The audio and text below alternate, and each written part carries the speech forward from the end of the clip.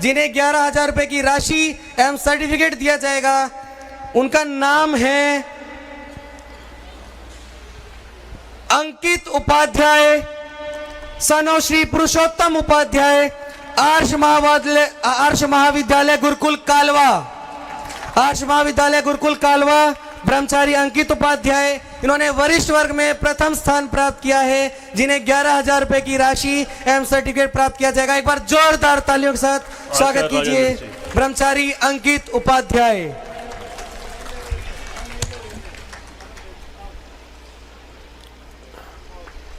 बहुत शुभकामनाएं, बहुत शुभकामनाएं आपको।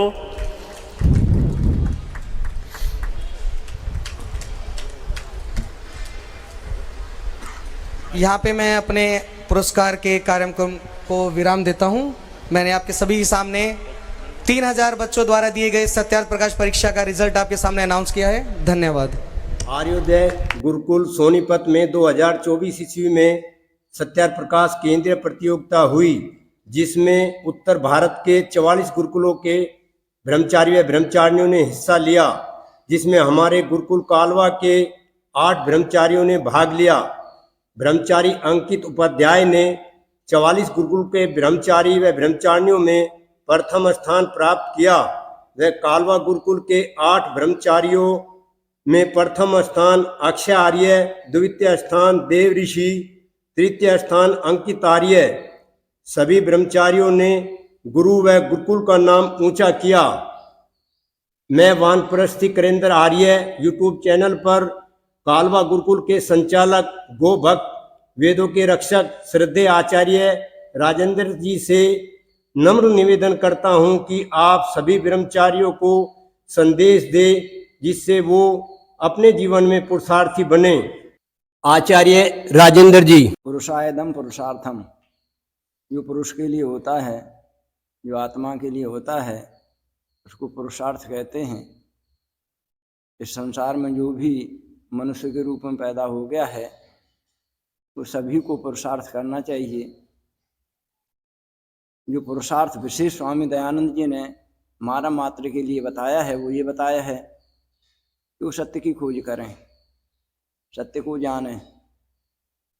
आज संसार में इतने मतमतांतर चल रहे हैं बहुत ज़्यादा, तो सत्य को एक तरह से इन सभी मतमतांतरों ने लुप्त प्राय कर दिया है। किसी मत वाले से पूछा जाए कि सत्य बोलना चाहिए या झूठ बोलना चाहिए, तो सभी एक मत होकर के ये कहेंगे कि सत्य बोलना चाहिए, परंतु वो सत्य को जानने के लिए कोई प्रयास विशेष नहीं करते हैं। तो स्वामी दयानंद जी महाराज ने सत्य अर्थों को जानने के लिए सत्यार्थ प्रकाश नामक ग्रंथ की रचना की, जिसमें 14 समुल्लास हैं। बहुत अच्छी तरह से सभी मतमतांतरों की इसमें समीक्षा है, क्योंकि जितने भी मत हैं प्रायशः ईश्वर के मानने वाले हैं, जैन और बौद्धों को छोड़ करके, पर ईश्वर का स्वरूप क्या है ये किसी को पता नहीं है। स्वामी दयानंद जी ने ईश्वर का स्वरूप बताते हुए आर्य समाज का दूसरा नियम बताया, जो इस प्रकार है। ईश्वर सच्चिदानंद स्वरूप, निराकार, सर्वशक्तिमान, न्यायकारी, दयालु, अजन्मा, अनंत, निर्विकार, अनादि, अनुपम, सर्वाधार, सर्वेश्वर, सर्वव्यापक, सर्वांतर्यामी, अजर, अमर, अभय, नित्य, पवित्र और सृष्टि करता है, उसी की उपासना करनी योग्य है। इस नियम को यदि हम मतमतांतर वाले ईश्वरों पर घटा करके देखें, तो इसमें से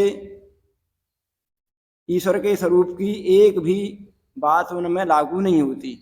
सतचित आनंद स्वरूप नहीं मानते हैं, सर्वज्ञ नहीं मानते हैं, सर्वांतर्यामी नहीं मानते हैं। इस प्रकार से ईश्वर का स्वरूप ही नहीं जानते, तो आगे वो क्या सत्य जानने की कोशिश करेंगे। और भी दूसरे समुल्लासों में फिर बच्चों का निर्माण कैसे करना चाहिए, तीसरे समुल्लास में वर्णन किया है स्वामी जी ने कि हमें क्या पढ़ना चाहिए, क्या नहीं पढ़ना चाहिए। चौथे समुल्लास में गृहस्थ के बारे में है।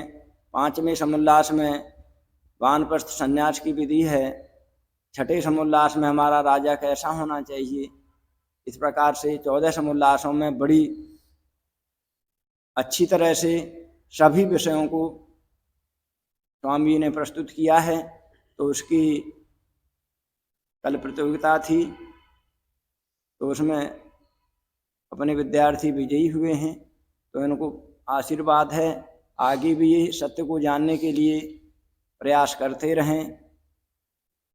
और पूर्ण सत्य वेदों में है, वेदों को जानने के लिए व्याकरण पढ़ा जाता है, तो व्याकरण में भी प्रयास करें, वेदों में प्रयास करें और इस प्रकार से लगे रहें। तो इनका भविष्य और संसार का भविष्य वेदों से ही उज्जवल होगा। इन्हीं शब्दों के साथ में बहुत बहुत धन्यवाद। ओम। आचार्य जी आपका बहुत बहुत धन्यवाद। इसी प्रकार की वीडियो यूट्यूब पर देखने के लिए करिंदर वानप्रस्थी करिंदर आर्य का यूट्यूब चैनल देखें। आप सभी का बहुत बहुत धन्यवाद। लाइक करें, शेयर करें और जो भी कमेंट बॉक्स में आप लिखना चाहें आप लिख सकते हैं। ओम शांति।